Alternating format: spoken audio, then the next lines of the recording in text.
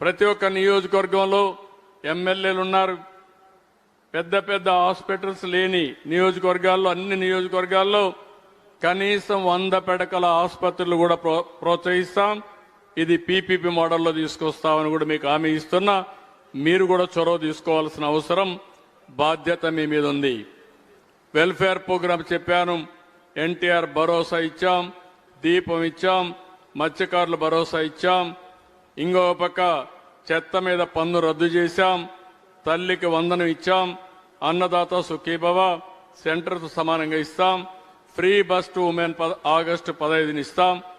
ఆ రోజే auto drivers కూడా ఇవ్వాల్సిన డబ్బులు ఇచ్చి ఒక పక్కన మనం అనుకున్న ప్రకారం ఆడబిడ్డలకు ఉచిత బస్సు సౌకర్యం కల్పిస్తూనే ఆటో డ్రైవర్స్ కూడా ఆదుకోవడానికి ఒక కార్యక్రమం ఇస్తామని చెప్పి కూడా తెలియజేస్తున్నా.